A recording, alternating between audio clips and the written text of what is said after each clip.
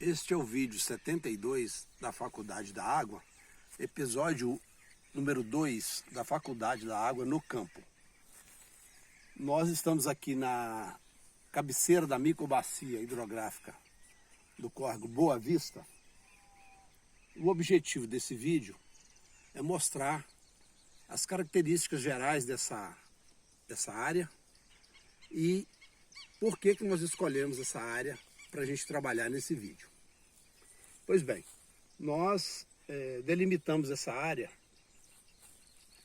aqui a cabeceira da microbacia, pegando aqui em torno de 700 hectares, seccionando aqui a cabeceira, nesse rumo e naquele rumo de cá. Então daqui para cima nós vamos trabalhar 700 hectares. O que nós temos aqui para a gente relatar e depois discutir isso com mais detalhe na sala? Bom, nós temos aqui uma cabeceira, ela é formada por alguns pequenos cursos d'água. Se a gente observar aqui ao longo da parte de cima, nós vamos ver várias faixas de matas. Nessas faixas de mata, nas grotas, estão as pequenas bacias hidrográficas. Então, nessa área de 700 hectares, nós delimitamos aqui 5 pequenas bacias hidrográficas, uma área média de 100 hectares cada uma. Pegando desde lá de cima da nascente, a nascente está bem próxima lá daquela serração lá, daquela nuvem, lá no alto da serra. E da nascente até aqui embaixo no curso d'água, nós temos aproximadamente 400 metros de desnível. Então, a declividade média aqui desse ponto mais alto da nascente até aqui embaixo na foz, onde deságua os diversos pequenos cursos d'água, que já formando o córrego Boa Vista, nós temos aí em torno de 20% de declividade. Muito grande a declividade aqui. Outro aspecto importante, além do relevo, que a gente mostra que é bastante montanhoso, né? Nós temos aqui vários traçados de estradas de acesso, e são estradas íngremes, né? Porque a área é bastante declivosa. Nós temos aqui a vegetação com a cobertura florestal relativamente boa, né? Considerando outras pequenas bacias hidrográficas aqui da região. E temos também aqui a parte de curso d'água, né? Que nós falamos das pequenas, aqui embaixo a gente vê já o córrego Boa Vista. E também temos a parte de uso do solo. A gente vê que boa parte do solo é coberto por pastagem, tá? E nós vamos mostrar um pouco mais acima uma faixa mais ou menos central dessa região aqui que nós estamos avistando. Esse curso d'água ele possui aproximadamente 10 quilômetros daqui até a cidade de Guidoval. E ao longo dos próximos vídeos nós vamos mostrar mais detalhes, inclusive com medição de vazão e outras informações relevantes para que a gente entenda o comportamento hidrológico dessa área. Lembrando que o nosso foco é a hidrologia aplicada. Então a gente precisa ver o que essa bacia, essa cabeceira aqui, está produzindo de água e o que ela pode produzir. E a consequência disso para baixo, para a parte de baixo da bacia. Este é um ponto interessante aqui da cabeceira da microbacia, porque aqui o córrego Boa Vista já recebeu 4 daqueles 5 afluentes que eu citei agora há pouco. Nós estamos num período aqui de chuva, entretanto, no mês de outubro e novembro até hoje, nós tivemos aproximadamente 300 milímetros de chuva, que é pouco para essa época. Então a vazão está relativamente baixa.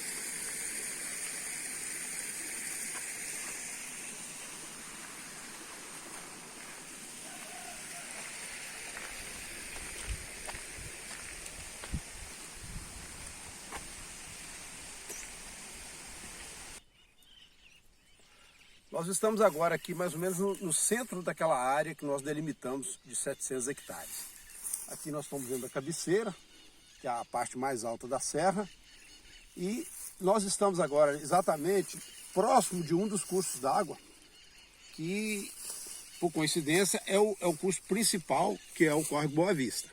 Aqui embaixo nós estamos vendo uma situação muito interessante, porque em 1995 nós tivemos um programa do IEF de matas ciliares. E aí os produtores dessa região aqui, alguns produtores aderiram ao programa e fizeram reflorestamento e mudança de uso do solo da área. Nesse caso aqui, nós estamos vendo uma pastagem com terraceamento, e essa pastagem ela não sofreu alteração no uso do solo. Ela já foi lavoura, mas agora há bastante tempo é pastagem. Ali embaixo, no fundo ali, está o curso d'água. E do lado de lá, uma outra encosta semelhante à que nós estamos aqui, porém aquela área lá, em 1995, ela era igual a essa área aqui, de pastagem. E nela foi plantada ali espécies nativas, frutíferas. A gente vê bastante palmeira, que é a pupunha. E hoje a realidade daquela área é muito diferente. Ela é praticamente uma floresta, ou um sistema agroflorestal, né? Então nesse trecho aqui da bacia, a gente tem uma faixa de cultivos consorciados.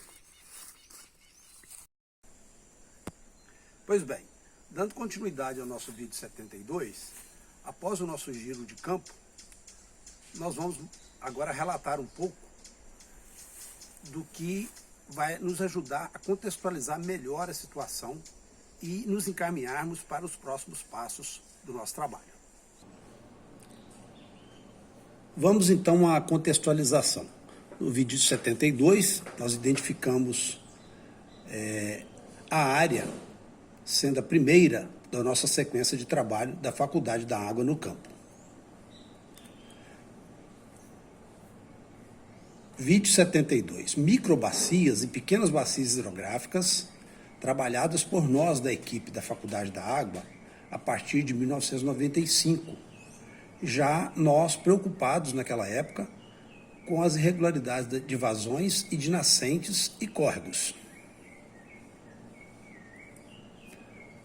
Nós mostramos em campo os aspectos gerais da cabeceira da microbacia do córrego Boa Vista, onde nós identificamos relevo, hidrografia, uso dos solos e cobertura vegetal, estradas e um pequeno exemplo de resultado de práticas realizadas a partir de 1995, onde era uma pastagem e hoje é um sistema agroflorestal.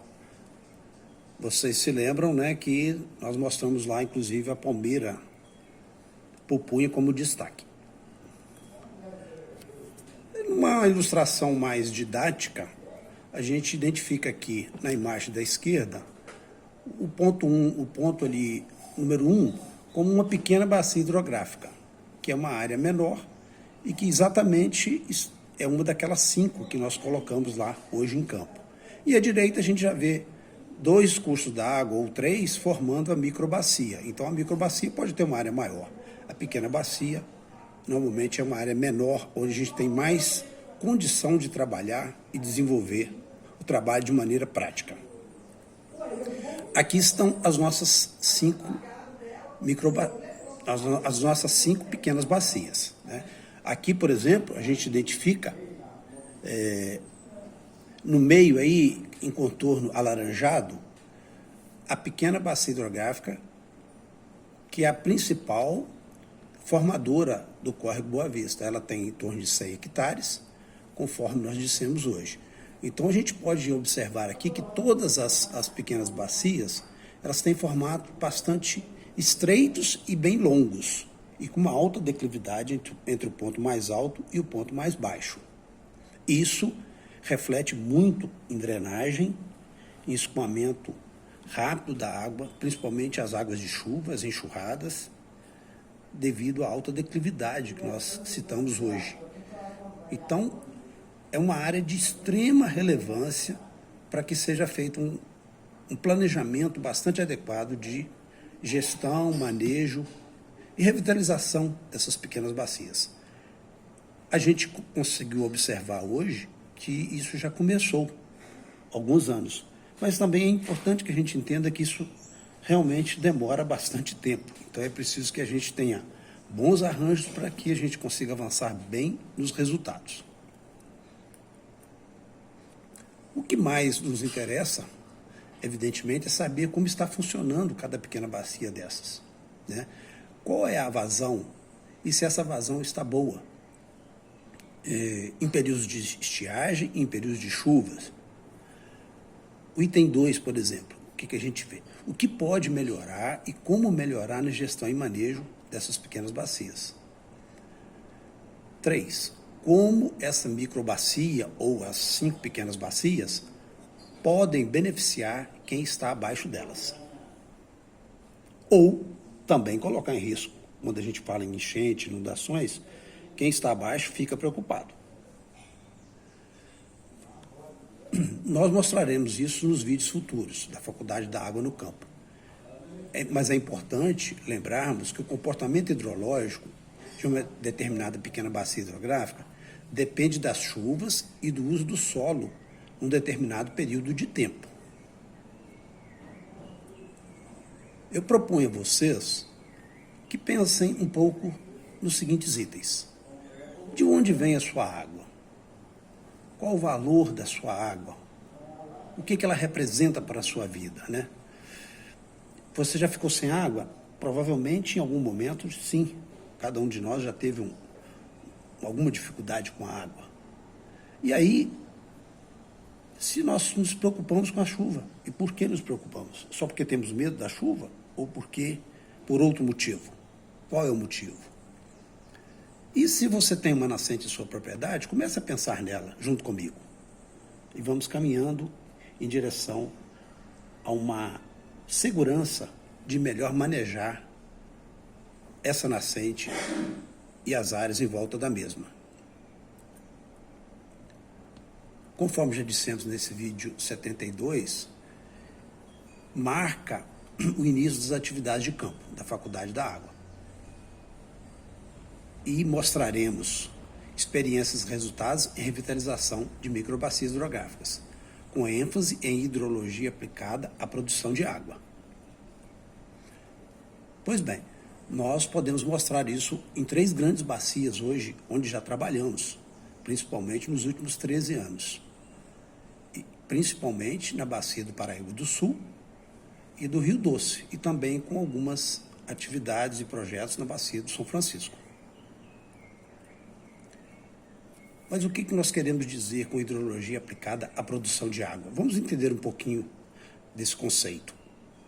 Ou relembrar, né? O professor Valente já abordou isso em outros momentos.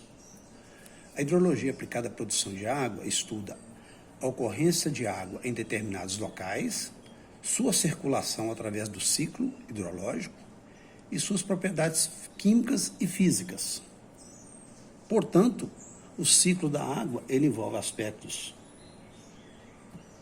geológicos, físicos, químicos e biológicos, né?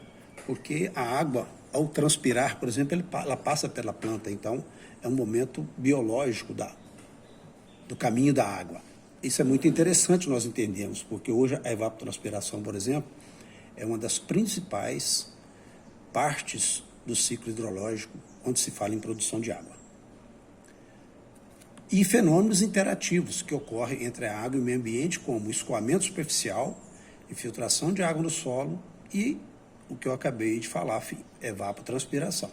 Então, esses 3 itens realmente são o nosso desafio na gestão dos recursos hídricos em termos de produção de água e trabalhar buscando a regularidade de vazões de nascentes e pequenos cursos d'água. Ou seja, na época da seca, nós precisamos ter uma melhor vazão do que temos nos últimos tempos, que temos tido. E na época da chuva, temos menores picos de vazões de enchentes e inundações. Esse é o nosso objetivo, minimizar os picos. É natural que vocês possam estar pensando em quais são as técnicas e práticas que nós podemos aplicar, como são planejadas e dimensionadas. Por exemplo, qual a melhor distância entre barraginhas ou terraços ou curvas de nível? É preciso pensar na adequação dessa situação para cada realidade, porque quando nós falamos numa topografia de um terreno aí de 20% de declividade, 25%, é bem tranquilo de trabalhar. Agora, quando nós falamos numa declividade aqui, principalmente da região sudeste de Minas, onde nós temos 150 municípios em 35 mil quilômetros quadrados, onde a declividade predominante está entre 20% e 70% de inclinação, de declividade. Esse é um grande desafio. Como planejar e executar e manejar adequadamente essas práticas e os resultados. Quais são as áreas da propriedade que devem ser preferencialmente reflorestadas? Esse é um item importante também na adequação da propriedade rural.